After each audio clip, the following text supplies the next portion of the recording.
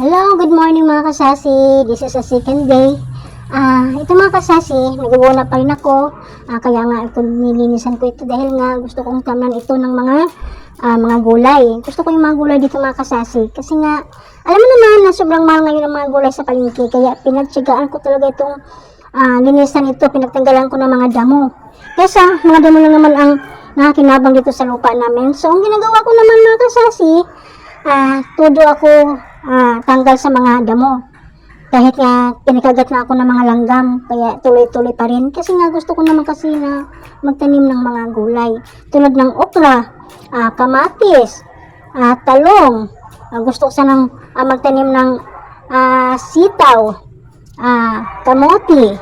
Yan, mga klase-klase mga kasasi. Kaya pinagtiyagaan ko talaga itong linisan to. Pinagtanggalan ko talaga ito ng mga damo. Wala naman kong ginagawa mga kasasi. Kaya ito, nagbisibisihan ako. At least matanggal ko lang itong mga kasasi, itong mga damo.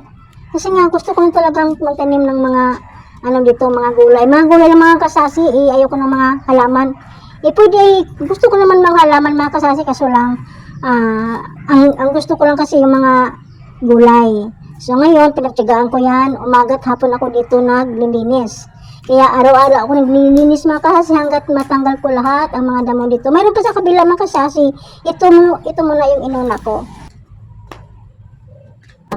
Kasi magpasuot pa ako mga kasasi. Wala naman akong ginagawa kundi ayun, pinagtanggalan ko ng mga damo. At least may magawa ako.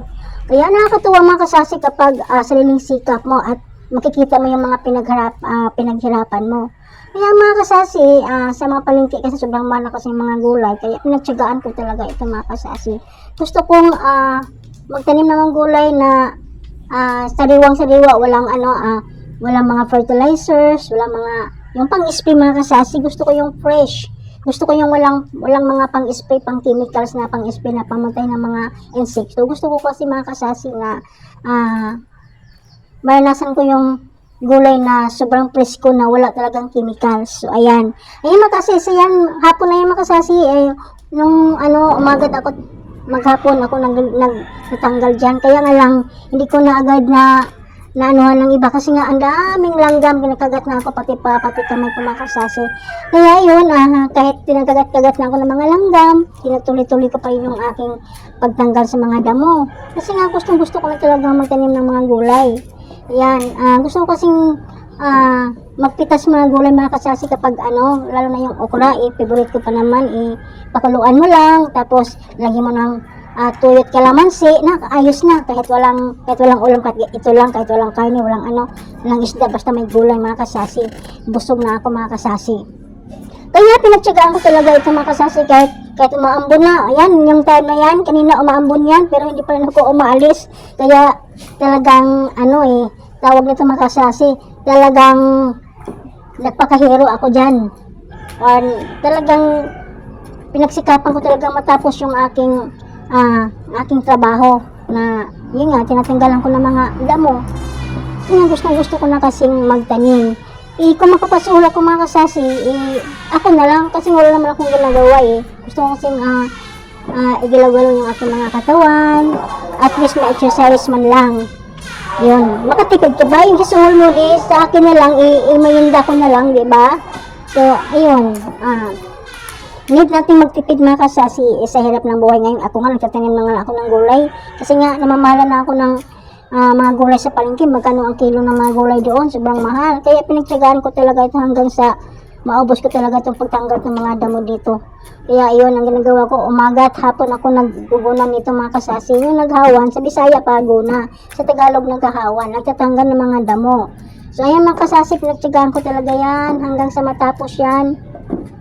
Kaya hindi ako tumitigil hanggat hindi maubos ko talaga itong mga damo na to kasi gusto ko nang magtanim ng mga gulay. Kahit puro sugat na yung kamay ko, minsan kasi maanuhan doon sa tinanggalan ko ng damo, minsan naiipit, at tapos dagdag pa itong mga langgam na pula na ang lakas ng mga gat. Kaya yun, pinag-anuhan ko na lang yan, tinatuloy-tuloy ko lang. Pero kapag mayroon naman kumagagat sa akin na tinatanggalan ko pati yung mga paa ko mga kasasi, grabing langgam. Kaya minsan inaano ko na yung paa ko dahil nga may mga langgam. Ayan. Ayun mga kasasi, tinutuloy-tuloy ko lang yan kahit ang daming-daming langgam yan dyan. Kinakagat na ako ng mga langgam dyan. Tinutuloy-tuloy ko pa rin. Kasi nga, may plano kasi ako dyan. Yung sabi ko sa inyo, magtanim ako ng gulay. May mga tanim na ako dyan sa likod mga kasasi, yung malunggay. So dito sa harap, yun nga, yung mga okra, kasi nga, malaki kasi dito yung space pas mga gulay. Sayang naman yung space na hindi magagamit. Kung puro tanim lang, hindi naman makakain yung puro tanim lang. Kaya ang gusto ko lang yung mapaglinabangan, yung bang gusto mong maggulay na galing sa garden, yung mga fresh na gulay. Kaya nakakatuwa mga kasasi yung bang masarap sa pakiramdam na imimitas ka sa sarili mong tanim. So ayan. Kaya ay mga kasasi, kapag wala kayong ginawa, kapag may mga space man kayo sa bahay nyo, ayun, magtanim-tanim tayo para makatipid tayo at masarap din sa pakiramdam na yung kinakain natin walang mga chemicals. So, nakakatikim tayo ng mga gulay na walang chemicals na sariling atin yung tanim. So, ayan mga kasasi, kapag wala man kayong space mga kasasi, pwede yung mga minerals. Yun, yung mga container na hindi nagagamit, yung mga butas ng container, pwede yung mga kasasi, pagtaniman ng mga gulay tulad ng okra, talong. Yan talaga mga kasasi, madali lang talaga yan, mabuhay yung okra at saka talong. Lalo na yung kamatis, sili, ayan mga kasasi. Kapag wala kayong ginagawa lang mo, kapag busy naman kayong mga kasasi, kung wala naman kayong time, okay lang naman kapag gusto niyo naman na magtanim, kasi nga alam mo naman yan, ngayong panahon na to, mahal na lahat ang mga bilihin. Tulad ng sili, napakamahal mga kasasi. Magkano ang kilo dito sa Surigao? 200 ang kilo ng sili. Tapos yung dito, yung kamatis, sobrang mahal. Lalo na yung mga gulay dito, mga okra. Ako, ang mahal. Tapos magbili ako ng 10 pesos, mga 3 piraso lang. Pinagawa ko na lang, pinagtyagaan ko na lang itong magtanim. Tinagaan ko na lang itong magunang mga kasasi para mataniman ko. Para mataniman ko ng mga gulay. Kaya ayun, tuloy-tuloy pa lang ginagawa ko mga kasasi dyan. Kahit umaambon lang. Hindi ako maalis, parang ginaganahan na akong maglinis dyan kahit inuulan na ako mga kasasi. Kaya porsigili talaga ako makasasi na matapos yung pagtanggal ng mga damo dyan. Tumayo na ako dyan makasasi dahil nga kinagagat na ako ng langgam dyan. Kaya ayun, pumunta na ako sa ipipisto ko yung aking camera. Ayan, hindi pala makasasi. Ayan, kumuha pala ako dyan ng makasasi ng walis ting-ting para iwalis ko yung aking mga pinagtanggalan ng mga damo. So, ayan. Ayan, wag po naman ulit ako mga kasasi dahil nga ituloy-tuloy ko lang. Gusto kong ituloy-tuloy yung aking mga gawain mga kasasi. Yung aking pagtanggal ng mga damo. Kasi nga gusto ko naman kasi matapos ng aking mga trabaho para makapagtanim na ako.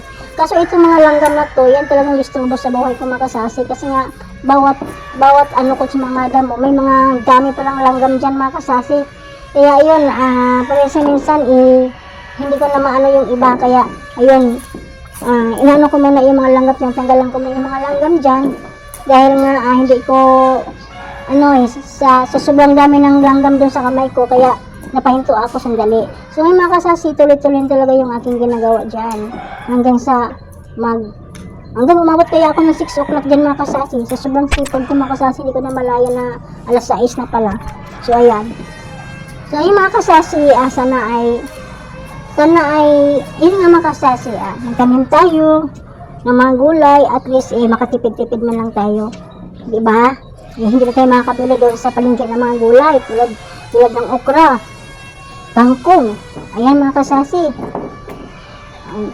kamatis, sili, lalo ng sili, napakamahal yung sili. So ayan, mga kasasi, talaga hapon na yan talaga mga kasasi, hindi na talaga ako maalis dyan.